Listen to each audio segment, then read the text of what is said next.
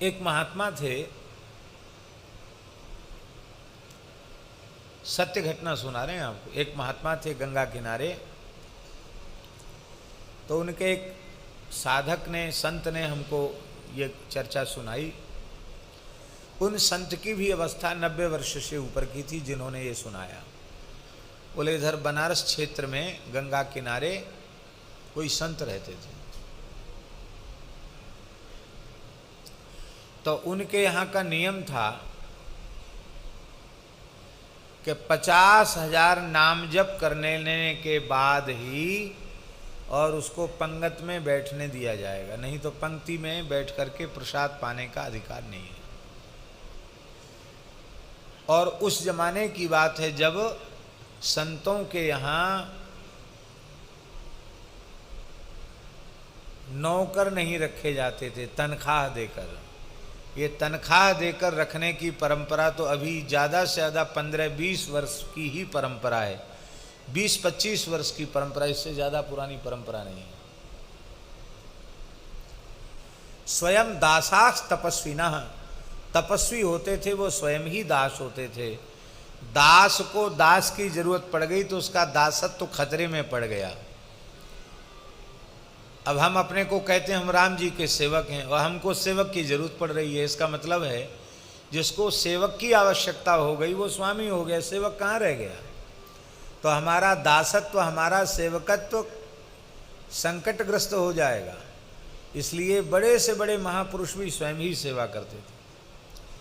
तो भगवत कैंकर्य करते हुए आपको 50,000 की संख्या पूरी करनी, चाहे आप रसोई बनाते हो, चाहे आप पूजा करते हो, चाहे झाड़ू लगाते हो, चाहे गैया का गोबर उठाते हो, स्थान में सब सेवा करनी पड़ेगी। लेकिन ये नियम करके तब तो बहुत से ऐसे होते नए आते, वो आ तो गए श्रद्धा से, पर वो अब भोजन करना है तो लगे हैं, तो गुस्सा करके लगे हैं सीताराम सीताराम सीताराम सीताराम सीताराम, जल्दी हो जाए पूरा, जाके पंगत में बैठ जाए।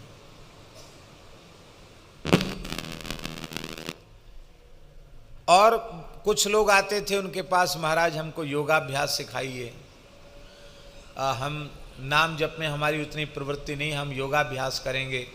बोले नाम जप तो करना पड़ेगा, लेकिन योगाभ्यास तुमको सीखना है। हठयोग सिखाते थे वो, और हठयोग के मार्ग से समाधि। अच्छे महापुरुष थे।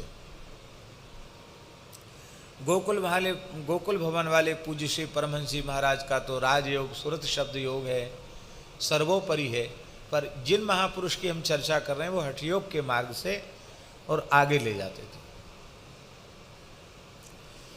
तो जो कहते थे हम योग साधन करेंगे, उनको वो कहते कि ठीक है, पहले कुछ दिन राम राम करो और योग साधन के योग्य जब हम समझेंगे तब योग साधन सिखाएंगे। तो जो योग साधन की बात कहते थे उनको पतली दाल, मूंग की छिलका वाली, या एकदम पतला दलिया या पतली खिचड़ी उनको दी जाती थी, जिसमें मामूली नमक, बहुत मामूली हल्दी, मिर्चा बिल्कुल नहीं, घी तेल का स्पर्श भी नहीं, छौंक बघार कुछ नहीं, उबाल के कभी दलिया तो कभी खिचड़ी तो कभी केवल दाल, और वो भी सीमित मात्रा में, इतनी बस, इससे ज़्यादा नहीं। और जो नाम जपने वाले संत होते थे उनको रोज़ बढ़िया बढ़िया भगवान को भोग लगता। कभी खीर मालपुआ बन जाता, कभी जलेबी, कभी कचौड़ी, कभी रसगुल्ला, कभी गुलाब जामुन, भंडारा भी हो जाता कभी कभी। वो नहीं तो बढ़िया दाल भात फुल्का और साग, 4 पदार्थ तो थे ही, और बढ़िया चिपड़ी हुई रोटी सामने बैठ के खा रहे हैं। अब योगी लोग जो हैं उनकी पंगत अलग है, उसी पंगत में वो पतला दलिया या पतली खिचड़ी या केवल छिलका वाली मूंग की पतली दाल एक एक कटोरी ले बैठे, इससे ज़्यादा मिलेगी नहीं। तो इस परीक्षा में प्रायः लोग अनुत्तीर्ण हो जाते थे। योग का जो है उत्साह लेकर जो आते थे वो महीना 2 महीना 4 महीना बाद धीरे से खिसक के उस पंगत से इस पंगत में बैठ जाते। और महाराज की परमहंसी लोग कहते थे, उनको परमहंसी की नज़र पड़ जाती तो नज़र पड़ने के बाद कहते बस हो गया तुम्हारा योग है, बस सीताराम सीताराम करो।